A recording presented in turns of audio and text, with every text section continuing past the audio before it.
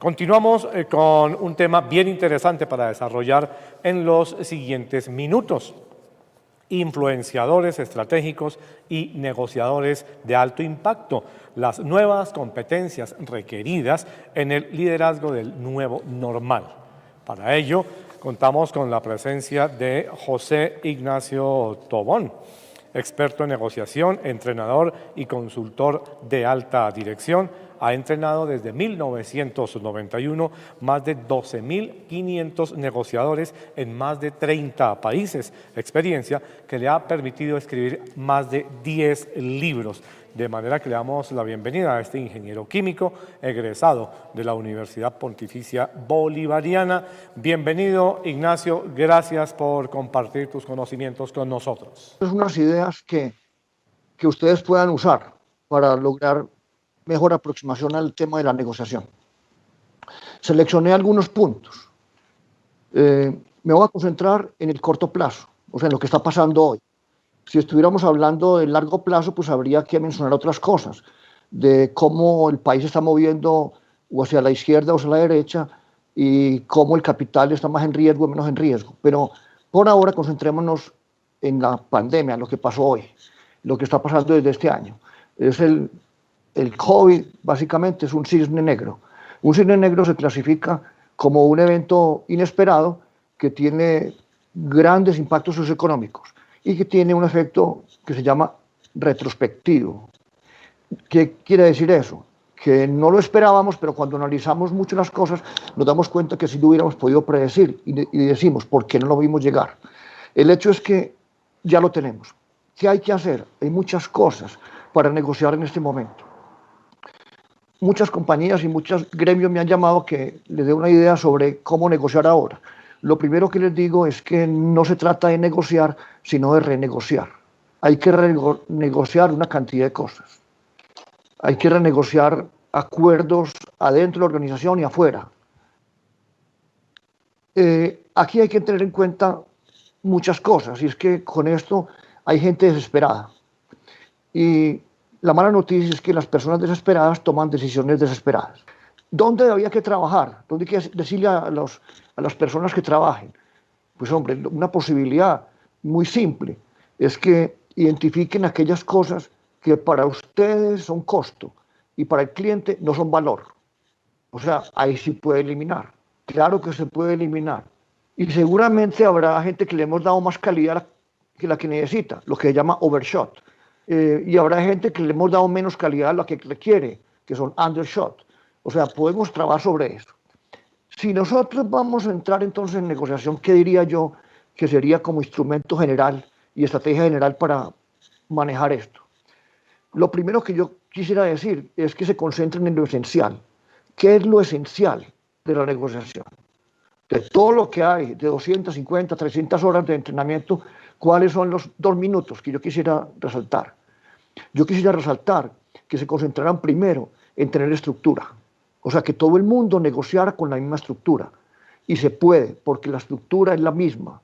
O sea, que no negocien al azar, que no negocien en forma empírica, que no usen solamente la intuición, no, estructura. O sea, los huesos son los mismos, lo que cambia la carne en cada negociación. El segundo punto que debían enfocarse es en no tener temor al conflicto. O sea, si la gente tiene temor al conflicto, pues no va a decir lo que hay que decir, no va a hacer lo que hay que hacer, no va a cancelar lo que hay que cancelar. En este momento es súper importante no tener temor al conflicto. El otro punto que debería tener es aprender a perfilar bien a la otra persona. En este momento hay que perfilarlo. ¿Y cómo lo perfilamos? Ahora les muestro cómo se hace, pero hay que saber quién es la otra persona, porque le han cambiado sus circunstancias. El otro problema que hay que tener en cuenta, otra arista que hay que tener en cuenta, es el de el valor, o sea, agregar valor. Ahora les explico qué significa eso. Valor simplemente es la metáfora en negociación, que es creación de valor, o sea, que el pastel crezca, y captura valor, tomar la tajada. Ahora voy a explicar en detalle eso. El siguiente punto es el poder. Averiguar el poder, cuál es el verdadero poder. Y el quinto es la credibilidad. Pero vamos a mirar primero el poder. O sea, cuando usted va a negociar en esta época o en cualquier época, tal vez la primera pregunta que se debe hacer es ¿qué tanto poder tengo para negociar? Ahí yo podía recordarles 2 o 3 puntos que yo le repito una tras otra vez a mis clientes, que cuando van a entrar a una negociación o van a entrar a una pelea, yo les digo, recuerden un dicho catalán, que estoy revaluándolo porque trabajo en Cataluña y nadie lo conoce, pero siempre había hecho, pensaba que era catalán, entonces dice, no importa si la vasija le pega a la piedra o la piedra le pega a la vasija, siempre se rompe la vasija. Entonces usted tiene que saber si es piedra o es vasija. Y también debería entonces usted también concentrarse en otra cosa, y en las pérdidas. ¿Y cómo le voy a hablar de las pérdidas primero? Si usted va a negociar, pregúntese qué tiene para perder el otro. Y si la respuesta es nada, mejor no negocie con él. Es decir, las pérdidas son un driver supremamente importante. Yo podría decir que hay 2 drivers para identificar al otro. En mi criterio son como los más importantes. El primero es qué tiene para perder. Y el segundo, cuáles son los temores. ¿Cuáles son los temores? Porque el temor es lo que mueve a las personas a actuar o los mueve a no actuar. Entonces, temores y pérdidas son importantes. Yo podría recordar una frase de teoría de guerra que dice, nunca pelee con un ejército que tiene detrás de sí un abismo. Si yo estoy aquí en el abismo, yo estoy detrás, el abismo tengo atrás, si ustedes vienen a matarme a mí, pues yo estoy en lo que llama dead ground, o sea, campo de muerte. O sea, que ustedes me van a matar. Yo ya estoy muerto. El qué está claro, muerto. Lo que estoy negociando es el cómo. Si me lanzo por el abismo o voy contra ustedes. Seguramente sería más rentable irme contra ustedes y ustedes pierden la mitad de la gente. Entonces necesitamos saber qué tanto poder. En este momento los poderes se van equilibrando. O sea, es como la paradoja del banquero. Si yo le debo al banquero, yo personalmente, yo le debo 1.000 millones de pesos, seguramente yo no dormiría. Pero si yo le debo 900.000 millones, el que no duerme es el gerente del banco. O sea, porque el poder migra, depende. Entonces, en este momento hay que saber que los poderes no son tan grandes como, o tan asimétricos como podían ser en una situación normal, de una persona que no tenga cómo pagar, porque es el único que no ha pagado. Pero cuando somos todos los que no hemos pagado, ya el poder cambia. Entonces, el poder, fundamental, analizarlo. Es posible entonces que ese poder nos diga, tenemos que mirarlo y negociarlo entre los dos. O sea, los dos vamos a negociar para salir los dos juntos de esta situación. El tercer punto que quiero mencionar, el tercer o cuarto punto, es que hay negociadores que son duros. Y el negociador duro puede negociar cuando tiene mucho poder. Hay uno suave que lo hace cuando no tiene poder. Y cuando el poder debe ser equilibrado o queremos una relación que sea de largo plazo, debemos usar una metodología mixta. Esos estilos se clasifican de acuerdo con 2 variables, que es el énfasis que le doy a la relación y el énfasis que le doy a los asuntos. Hay gente que le importa lograr los asuntos, o sea, lograr recuperar su dinero, lo que sea, y no le importa dañar la relación. Hay otra gente que por no dañar la relación sacrifica rentabilidad. Los dos son aproximaciones erróneas. La idea es, vamos a negociar con el mixto, donde la relación sea muy importante y los asuntos que vamos a negociar también son importantes. Pero entonces podríamos decir que, aparte del poder, deberíamos entrar a hablar de la estructura. Si yo tengo 15 personas, 20 personas, 50 personas que van a negociar el dinero que nos deben, pues esas personas deberían tener la misma estructura. Afortunadamente, toda negociación tiene la misma estructura, absolutamente toda. ¿Cuál es la estructura? ¿Qué es lo que hago? Lo primero que hago yo es, cuando entreno un equipo, es mostrarle la estructura. Entonces, los huesos son los mismos. El primer hueso que tiene toda negociación es los intereses. ¿Qué me interesa a mí y qué le interesa a usted? Ese es el más importante. Es el que me permite perfilar al otro, que enseguida le muestro que es perfilar. Pero el segundo, el huesito, es alternativa. ¿Qué haría yo si no de acuerdo? O sea, se hizo en la mesa de negociación cobrando un dinero. ¿Qué hago si la otra persona dice que no? O sea, se resiste. Tengo que tener el plan B listo. O sea, plan B, lo quería en caso que no hubiera acuerdo. Ahí está el poder. El poder está en las alternativas. Pero hay un tercer hueso que son las opciones o propuestas. ¿Qué propuestas puedo llevar a la mesa de negociación? Pero deben ser propuestas que deben ser interesantes. O sea que si el interés es como el problema, la opción es como la solución. Pero también debería tener un cuarto que es los criterios. ¿Cómo demuestro que lo que le estoy proponiendo a él es razonable? Esos son los 4 mínimos que debemos tener. También está pues, el compromiso, que es el acuerdo, donde vamos a decir que el acuerdo que estamos a punto de firmar es un acuerdo que se puede cumplir, es factible, que el otro quiera y pueda cumplirlo. Luego, la comunicación y la relación. Esos 7 elementos están en toda negociación, absolutamente en toda negociación, y deberíamos tenerlo. Ahora, el otro punto que sería importante que tuvieran las personas que van a negociar es tener el concepto de valor. El valor en negociación, en mi criterio, como lo he definido, es simplemente la salida menos la entrada. Y toda actividad debe agregar valor. Es decir, si ustedes, cuando se acaben los 20 minutos, ustedes están mejor en negociación que lo que estaban antes de empezar, yo agregué valor. Si están peor, destruí valor. Pues en esa relación que va a haber entre el que debe el dinero y el que va a cobrarlo, lo ideal, ¿qué es lo ideal? Que esa persona a quien le están cobrando dinero dijera, hombre, por estar con usted soy mejor, que es una manera de decir que agrega valor. O sea, si yo estoy con alguien y por estar con alguien soy mejor, esa persona me agrega valor. Eso parecería en la forma tradicional un absurdo, pero sí, si alguien me va a cobrar a mí y me lo cobra bien cobrado y hace las cosas y me da ideas, que no solamente venga a pedirme dinero, sino que me da ideas y hablamos de mi negocio, yo puedo decir, hombre, por estar con usted yo soy mejor. Y cuento en mi empresa, por estar con esa institución financiera somos mejores. Porque no se ha quedado solamente en reclamar y reclamar y reclamar, sino que me ha dado también, a mí me ha dado. En perfilación sí es interesante hacer unos apuntes. Si yo voy a perfilarlos a ustedes, me haría preguntas del siguiente tenor. Primero, ¿qué les interesa? Segundo, ¿qué necesitan? Necesitas un poco más urgente que interesar. Tercero, ¿qué carencias? O sea, ¿qué les hace falta? Cosas que ustedes no tienen y por no tenerlo sufren. Lo otro es insatisfacciones. Lo otro, motivaciones away. O sea, ¿qué cosas tienen que no quisieran tener? El otro, motivaciones toward, que no tienen que sí quisieran tener. Después, problemas. ¿Qué problemas tienen? Después, ¿qué dolores? Después, ¿qué tienen para perder o para ganar? Después, ¿qué miedos tienen? Después, ¿qué incertidumbres? Después, ¿qué dudas? Pero también me importaría preguntarme qué fracasos y éxitos han tenido. Pero también me gustaría preguntar qué odios y amores tienen, porque no son racionales, entonces hay que saber cuáles son.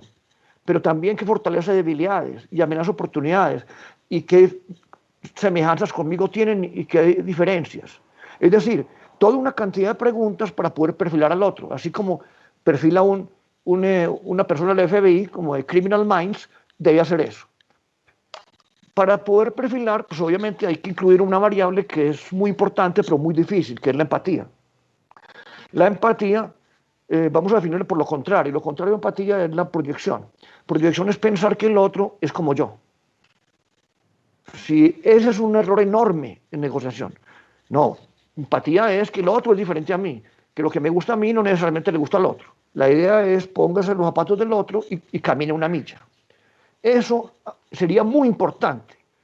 Claro que desde afuera no se siente tanto el dolor como está sintiendo el de adentro, pero por lo menos entenderlo, entender en qué situación está. Si lo entendemos, las situaciones son mejores. Si nos concentramos solamente en el producto y en la acción que tenemos, posiblemente no va a ser tan efectivo. Pero también yo quisiera mencionar que esa persona que va a negociar debería tener mucho cuidado con los mayores errores, los que llamo fatales de la negociación. ¿Cuáles son los errores fatales? El primero, temor al conflicto. Es el error número 1. Por temor al conflicto no decimos lo que hay que decir, no preguntamos lo que hay que preguntar, no exigimos lo que hay que exigir, no nos paramos de la mesa. Temor al conflicto, somos compradores de paz. Segundo, es mala planeación. ¿Y por qué no mala planeación? Porque no tenemos estructura. Si tenemos una estructura, podríamos planearlo. Tercero, anclarnos en posiciones. Es un error muy común. Y cada uno se ancla en su posición. La posición es el qué, un qué mío y un qué suyo. Que el miércoles, no, que jueves, que miércoles, que jueves. Entonces ahí quedamos, para una reunión con miércoles o jueves, nos quedamos ahí atrapados cada uno. Y el ego hace que cada uno se quede en su posición y no se mueva. La idea es pasar de las posiciones a los intereses. Posición es el qué, interés es el por qué. Es por qué miércoles o por qué jueves. Y de esa manera salimos de mucho atasque. Ese para mí es de los conceptos más importantes. Y el cuarto error es no saber manejar el valor, o sea, no generar, crecer valor. ¿Cómo se genera valor? O cómo se crea un pastel. Un pastel se crea dándole al otro más utilidades. Un pastel se crea disminuyéndole costos.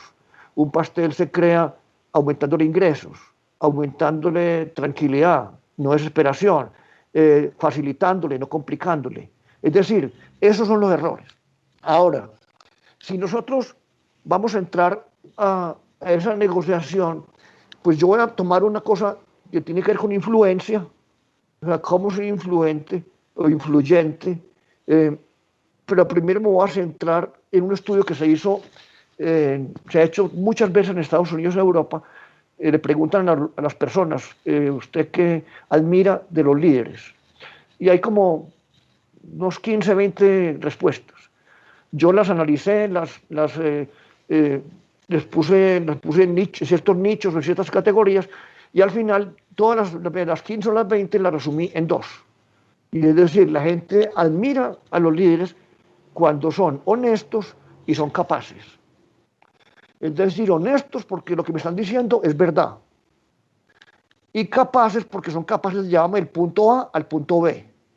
Nosotros necesitamos, sobre todo cuando hay crisis, necesitamos gente que sepa para dónde llevarnos, porque es un camino que es bastante complejo y técnicamente es un sistema complejo, que un sistema complejo se define como algo donde yo sé cómo empieza, pero no sé cómo termina. El ejemplo que yo uso para complejidad es Google, o por lo menos YouTube. Los de YouTube, que es un caso más claro y más simple, inventaron el YouTube, el software. Fueron al zoológico, se filmaron un video y el uno quiso pasarlo al otro. Desarrolló un software para que pasara el video. Y efectivamente pasó. Lo pusieron en MySpace. Y en MySpace lo vieron unas personas que también lo usaron. Y después de boca a boca lo van usando. Entonces después alguien invirtió un dinero. Y después alguien de una compañía de publicidad puso un video de un deportista. Y gustó y las visitas subieron. Y después Time Warner invirtió y crecieron. Y la banda ancha subió.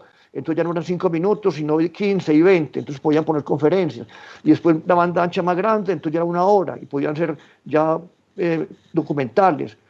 Y después Sequoia invirtió y le metieron mucho más tecnología. Y ya eran 2 horas, 3 horas, podían ser películas. Es decir, si le hubieran preguntado a la gente de YouTube y le hubieran dicho, ¿cómo se ve usted en 10 años? Si son responsables dirían, no sé. Porque usted tampoco sabe, la recta no existe, la línea recta no existe. Existe es el movimiento asá. O sea, es crash, depende con quién se encuentre para ir allá. Entonces, es un sistema complejo, entonces necesitamos a alguien que nos ayude a ir moviendo todo esto. Y si queremos ser mejores negociadores, tenemos que trabajar más en la persuasión de la influencia. Por lo menos de sugerencias pequeñas. La persuasión y influencia está como influenciada por Pitágoras y Aristóteles. O sea que podríamos decir que para uno convencer a alguien necesita 3 argumentos. El primero es argumentos racionales, que es el que usamos siempre. Luego, argumentos emocionales, que son fundamentales y que no los usamos. Y después argumentos éticos, que son de costumbre. El hecho es que necesitamos persuadir, y para persuadir necesitamos aplicar mucho neurociencia. El cerebro nuestro es muy egoísta, entonces siempre hay que hablar de usted. El cerebro nuestro trabaja por contrastes, siempre hay que poner una cosa para contrastar con otra.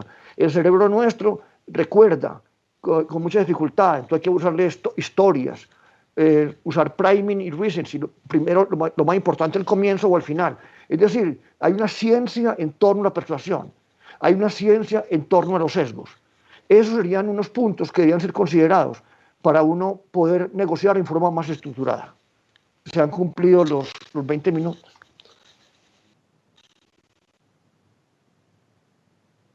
No sé si hay preguntas o cómo seguimos.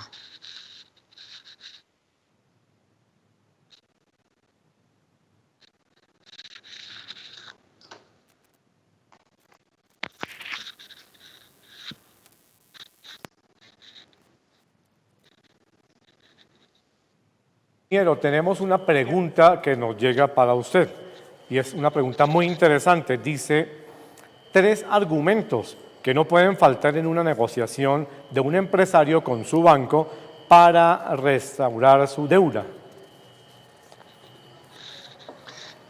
Sí,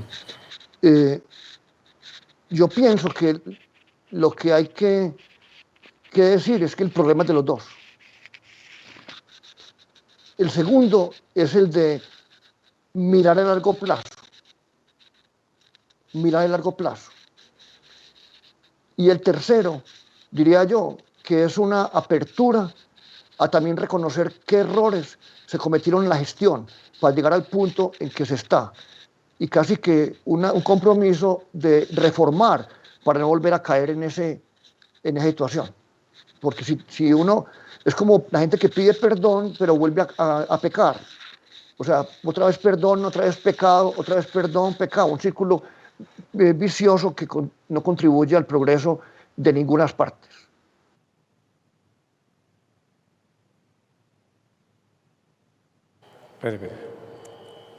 Bueno, muy bien, ingeniero. Tenemos otra pregunta. Dice, ¿cómo fortalecer los atributos de un buen negociador? Sí, a ver, yo me dedico a eso. Yo me dedico a eso. A ver, la mayoría de las personas, o sea, hay muchas personas que están en un estado que se llama incompetencia inconsciente. Falta Mauricio. O sea, no sabe que no sabe. A esas personas lo que hay que hacer es, con casos, con análisis de las situaciones, con diagnósticos y con feedbacks de 360, es decirle que se dé cuenta que no es tan bueno como cree. Porque hay mucha gente que se cree muy buena negociadora y no lo es. Hay otros que sí saben que son malos negociadores. Entonces, para eso se necesita una mezcla entre arte y ciencia. Yo soy entrenador, yo me dedico a entrenar, yo me dedico a entrenar negociadores, no por todo el mundo, 20, 30 países, pero es pura experiencia learning. O sea, que la gente primero haga las cosas, después analizamos si son buenas o malas, y yo le demuestro por qué es buena y por qué es mala, porque mi expertise está en el why, en demostrarle por qué. La idea es que la negociación, como en la natación, pues la natación en la piscina y la negociación también se aprende es en la acción. Yo no consideraría que una persona podría ser un excelente negociador solamente leyendo. Se necesita tener un coach, una persona que esté ahí, ya sea coach personal o coach de equipo, para llevarlo del punto A al punto B. Y es lo que hago constantemente. Obviamente también tiene que estudiar mucho de la teoría que fomenta o que sustenta el buen negociador. Pero sí hay maneras, aparte de evaluarlo con la observación directa, también evaluarlo con unas herramientas o test que pueden ser interesantes para que él se dé cuenta en qué punto está, o sea, cuál es la línea base. Muy bien, ingeniero, muchas gracias. Hay otra inquietud y es, ¿cuál es el error que más cometen los asesores de cobranza?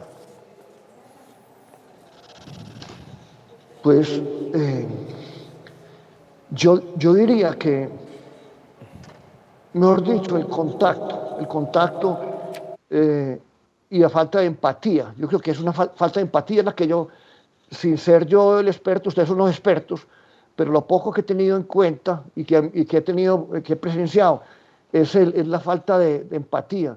Y considero que el lenguaje que usan a veces no es el adecuado, el tono de voz tampoco es el adecuado. Me refiero a los que son por teléfono, yo no sé exactamente, ya tendría que mirar uno por uno los que están ahí en grandes cuentas.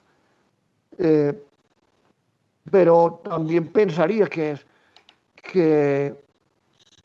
esto va a ser un comentario posiblemente irresponsable, pero si la persona está en una mala situación, en cartera, la pregunta es por qué no nos dimos cuenta antes, con las alarmas tempranas.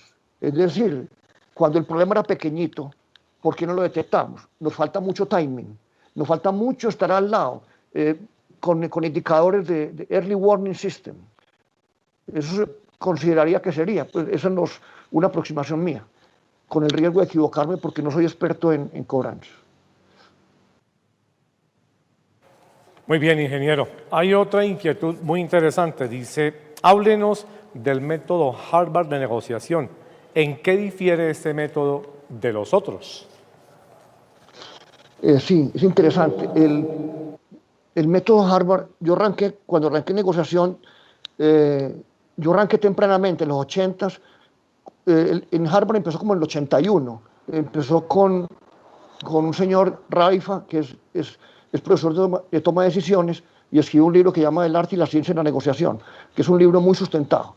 Y empezó los abogados en el Town Hall, o sea, la escuela de leyes, a hablar de negociación. ¿Pero por qué? Era básicamente para que la gente no fuera a las demandas, que antes de ir a las demandas negociaran. Pero los abogados no estaban entrenados para negociar, sino para pelear. Entonces se empezó a hacer un movimiento para eso.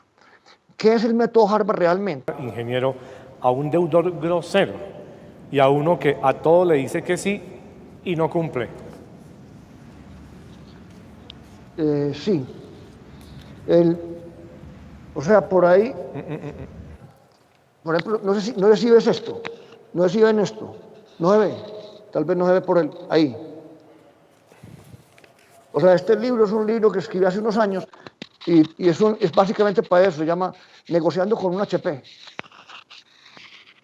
O sea, cómo negociar con un HP sin morir en el intento. O sea, esa gente que no es dura, grosera, hay metodologías para eso. Hay que tener en cuenta muchísimas cosas. Una de ellas es que uno no puede, y esto es una cosa para toda la sociedad, una sociedad no funciona cuando hay un incentivo perverso, que el incentivo perverso es que el que se comporta mal le va bien. Eso hay que eliminarlo, porque si el que se comporta mal le va bien, pues todo el mundo va a terminar comportándose mal. Entonces yo diría que la manera es que sea firme, que sea una metodología firme, que seamos negociadores firmes, no que seamos duros, pero sí que seamos firmes. Y al otro también, el que dice sí y dice no, también es una persona difícil. Mejor dicho, es un seductor, pues lo que llama agresividad pasiva. Dice sí, pero no lo hace. Hay metodologías para llevarlo ahí. Básicamente lo que hay que hacer es que su comportamiento no tenga rentabilidad, que no sea rentable. Ingeniero, muy bien, muchas gracias. Una última pregunta, bueno, hay dos más. Una de ellas dice, en los procesos de selección, ¿cómo saber si una persona que aplica para un cargo de cobranzas es un buen negociador o no? Listo, ahí, o sea, yo hago eso, compañeros me llaman a eso. Yo los hago por observación directa. Y los pongo a negociar. Les pongo un caso y empiezan a negociar y yo los veo. Hay muchos, lo que llaman thin slices, o sea, pequeñas rebanaditas que uno es capaz, con una pequeña cosita, ser capaz de proyectar cómo es la persona. Pero sí uno debería concentrarse en 4 o 5 conceptos que son importantes. Yo diría, yo quisiera saber cómo es esa persona frente al conflicto. Es más, si es un comprador de paz, yo lo descartaría. Me impactaría también si la persona es una persona inflexible, o sea, que no tiene flexibilidad. Entonces, son elegir unos 5 o 6 comportamientos que se pueden ver a través de ejercicios. Hay unas posibilidades enormes, maravillosas, y hay unos instrumentos que funcionan, hay unos instrumentos que funcionan bien. Dentro de ellos hay 2 o 3 combinados que podrían funcionar. O sea que hay instrumentos y hay exposición directa. Muy bien, ingeniero. Hay otra inquietud que nos envía Gustavo Restrepo y dice, ¿qué alternativas le puede ofrecer a un deudor que cerró su negocio en pandemia? Pues sí, lo que pasa es que el hombre fue muy de malas, o sea, en la vida parece que el éxito de la vida es saber entrar, salir a tiempo y entrar a tiempo. Pues uno podría ver por criterios de legitimidad, es decir, si a otra persona que se comporte igual, que tenga igual negocio en el mismo sector, con igual comportamiento crediticio, tiene una tasa diferente, si tiene una tasa más beneficiosa. O sea, ahí traería pues como decía Aristóteles, que en la vida hay dos tipos de injusticias. La primera es tratar igual a los diferentes y la segunda tratar diferente a los iguales. Entonces, quisiera ver si de pronto esa persona está tratada en forma injusta o si está tratada en forma justa. Si es justo, no me preocupo. Si es injusto, debería corregir la injusticia. Muy bien, ingeniero, pues estamos aprendiendo bastante con estas preguntas y sus respuestas. Voy a redondear dos preguntas en una. Y dice así, la primera parte de esa pregunta, ¿cómo ganar poder en una negociación? ¿Cómo ganar poder en una negociación? Y complementada con técnicas asertivas de comunicación que no pueden faltar en la cobranza, ingeniero. Listo. El poder se deriva en las alternativas. O dicho de otra manera, si yo soy capaz de perder una negociación o no hacer un acuerdo, soy capaz de financiar la pérdida, yo voy a ganar. Es decir, hay mucha gente que me dice, ayúdeme a negociar con este cliente que es muy duro, hay que subirle el precio 10%. La primera pregunta es, ¿en ese país tienes otros clientes? Me dicen, no, solamente este. Entonces digo, ¿sabe qué? Espere 6 meses, mandemos 2 personas a vivir allá a ese país a conseguir siquiera otro u otros 2 clientes. Y cuando tengamos 2 clientes de igual utilidad sumados a este, ahí sí nos vamos, pero nos vamos con la disposición de poder perderlos, o sea, que seamos capaces de perder. Una pregunta que hay que hacerse en la mesa de negociación es, ¿me puedo parar de la mesa, sí o no? Pues si yo no me puedo parar de la mesa, Houston, tengo un problema. Pero si yo me puedo parar de la mesa, lo puedo hacer. Yo, por ejemplo, puedo financiar. Yo trabajo mucho con alternativas. Si yo cobro $10,000 por un trabajo y una persona me dice que me paga apenas 7, entonces tengo que decir, estoy dispuesto a decir no. Si estoy dispuesto a decir no, seguramente voy a hacer una buena negociación. Pero, o sea, soy capaz de financiar la pérdida.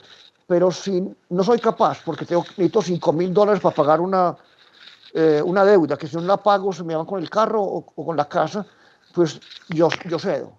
Es decir, la idea es tener buenos acuerdos antes de llegar a la mesa, acuerdos alternos que yo activaría en caso que la mesa no funcione. O sea, el poder se consigue en las alternativas, el poder se consigue en tener la capacidad de financiar la pérdida de la negociación. Bueno, muy bien, ingeniero, excelentes respuestas. Hay otra pregunta, una inquietud que nos llega también por el interno. Dice, ¿qué matrices o mediciones se pueden aplicar para medir el desempeño de los equipos de negociación, ingeniero? Sí, en eso no hay mucho en el mundo. Hay un par de instrumentos que no son muy confiables. Entonces, normalmente se usan instrumentos laterales, paralelos, o sea, que deben mostrar. Pero lo mejor en mi criterio es la observación directa, es verlos negociando. Verlos negociando es mucho más. Hay gente que usa uno que llama WARTEC como medida indirecta, otros que usan DISC como medida indirecta, otras que usan Insight como medida indirecta. La idea es mirar todos esos, o sea, no miran negociación realmente, sino miran lo que hay que hacer para negociar. Entonces, para uno poder ser buen negociador necesita, por ejemplo, saber indagar. Necesita escuchar. Escuchar para mí es de las habilidades más importantes. Es más, si yo quiero escoger solamente una persona me preguntó un día en un avión, presidente de una gran compañía multinacional de 30.000 o 50 millones de dólares, me dijo, si estuvieras entrenando a la gente mía, ¿qué le entrenarías? Y le dije, obviamente en negociación, pero me gustaría que estuvieran muy fuertes en dos cosas. La primera, en escuchar. Es decir, que fueran unas personas reconocidas mundialmente porque escuchan. Porque cuando uno escucha, las demás actividades, competencias se activan. Y la segunda, que puede parecer una locura, yo diría que fuera una persona que supiera graficar. O sea, graficar es el concepto de la situación, ser capaz de graficar, ser capaz de decir aquí está esta compañía, aquí está esta otra, aquí está esta le da a este entrega acá, este no sé qué, o sea, que tuviera todas las relaciones, porque la graficación genera muchísimo pensamiento sistémico, que es una de las grandes deficiencias de la mayoría de las personas del mundo. La mayoría de los ejecutivos tienen pensamiento lineal, dicen, si yo hago A, pasa B, y ahí paran. Eso no es así. Hay que decir, si yo hago A, pasa B. Si pasa B, pasa C. Si pasa C, pasa D. Y si pasa cosa, me golpean la cabeza. Entonces, mejor no lo hagamos. Por ejemplo, como no tenemos pensamiento sistémico, entonces tenemos unos graves. Yo podía hablar de los países errores por pensamiento sistémico. Y porque no son capaces de mirar los efectos colaterales. Por ejemplo, en China hubo una epidemia de ratas hace muchos siglos. Eran tantas que el gobierno no podía manejarlas él solo. Entonces lo que hizo fue le pidió ayuda a la comunidad que matara. Pero dijeron, ¿cómo los motivamos? Pues démosle la plata, démosle $1 por cada rata que mate. ¿Y cómo sabemos que la mata? Pues que traiga la cola. Entonces la gente iba con la cola y le daban el dólar. Y la gente empezó a darse cuenta que ahí estaba el negocio. Ahí estaba el negocio. Entonces, ¿qué hizo cada familia? Puso criaderos de ratas. Y las ratas multiplicado por 50. Nosotros tenemos una deficiencia, pero enorme, enorme, en pensamiento sistémico. Y en pensar bien. Yo he tratado mucho de decirle a la gente, le puedo entrenar en cómo pensar mejor. Y me dicen, no, aquí pensamos muy bien. Porque la gente no sabe que no piensa. Es más, donde la gente entre en el tema de sesgos, en el sesgos. Es más, que se lea un libro que se llama Pensar rápido, pensar lento, que es un señor Kahneman, que fue premio Nobel de Economía, que yo lo empecé a estudiar hace 25 años, cuando en Kellogg y en Harvard me dieron sugerencias de él, me dieron fotocopias de artículos de él, apenas en Génesis, y cómo es que la persona que yo estudié hace 25 o 30 años se volvió premio Nobel de Economía. Él habla de sesgos, o sea, la inmensa mayoría de nosotros, la inmensa, toma malas decisiones y no se da cuenta. Yo les podría mostrar los sesgos de anclaje, sesgos de confirmación, 25 sesgos, y yo les hago una pregunta, ustedes dan la respuesta y están seguros que está correcta, y yo les demuestro que está equivocada. Bien, ingeniero, ya la última inquietud, aprovechando pues sus interesantes respuestas. ¿Qué opina del uso de los guiones en la cobranza, de recitar guiones al momento de la cobranza? Mejor dicho, es lo peor. Es lo peor. Es más, lo voy a decir, el guión en venta se llama selling tracking. Selling tracking. Selling tracking es que la gente empieza a hablar y si uno lo interrumpe, se descarrila. O sea, si vamos a usar guiones de selling tracking, mejor que lo haga un computador, un robot. Es decir, y fuera de eso, que las preguntas a veces están mal diseñadas. Pero los guiones, no, y a mí me han llamado de otros países que le ayuda a hacer guiones. Le digo, no quiero hacer guiones. No quiero hacer guiones porque va en contra de lo que yo pienso, están mal hechos. Sí podría haber algunas cosas, como por ejemplo, ayudaría mucho, por ejemplo, algunos métodos, como por ejemplo spin. Spin, que es de ventas, se puede en cualquier cosa. Son S, situación, preguntas de situación, situation questions. Luego P, problem questions. Luego I, implication questions. O sea, con S, con situation, me averiguo con quién estoy hablando. Con P, con problem, averiguo el problema, o sea, la brecha. ¿Dónde está? ¿Dónde quisiera estar? Con implication veo el efecto del problema, o sea, en mi terminología, el dolor. Y con N, need payoff, la necesidad satisfecha. Si yo, por ejemplo, voy a negociar con ustedes, entonces primero averiguo quiénes son, hago preguntas para averiguar quiénes son. Que las preguntas esas son las que más se hacen, pero las que menos sirven. ¿Y por qué se hacen? Por fáciles. Después toqué preguntas P y me di cuenta que P, el problema era, digamos, que la máquina era muy lenta. Ese era el problema. Yo saber que la máquina es lenta, eso no implica que ya el problema está resuelto. No, es el problema no más. El problema son preguntas esenciales, pero no suficientes. Entonces tengo que, y no hay relación estadística entre las preguntas problema y el éxito de la relación, pues de la transacción. Luego vienen las preguntas I, implication, o sea, ¿cómo lo afecta? ¿Cómo lo afecta? ¿Cuál es el dolor? Entonces digo, ¿cómo te afecta que la máquina sea lenta? Entonces me dice, no, que estoy atrasado en pedidos. Entonces miren cómo hago la pregunta, la hago de profundidad. Entonces digo, ¿y qué tan atrasado? 3.000 toneladas. ¿Y las 3.000 toneladas en tiempo cuánto es? Sigo, pregúntate perforación. No, son 9 semanas. Pero 9 semanas hasta el sábado y domingo. Sí, hasta el sábado y domingo. Y o sea que llevan 9 semanas sin ir a la casa, sí. ¿Y tu señora qué dice? No me habla. Y los hijos no me dan besos. Y el perro no me mueve la cola. Ah, lo del perro es grave. Gravísimo lo del perro. Que es la prueba ácida. La prueba ácida es el perro. Si no le habla, usted está perdido. Entonces ya me dio el dolor, me mostró el dolor. Lo que uno tiene que hacer es que la gente le muestre el dolor. Que le muestre el dolor. Y después de que le muestre el dolor, yo en las preguntas N le presento la medicina. Entonces le digo, la máquina suya es muy lenta, es de $50.000, 50.000 unidades y le costó $50.000, o sea, $1 por unidad instalada. Usted necesita uno de 200.000.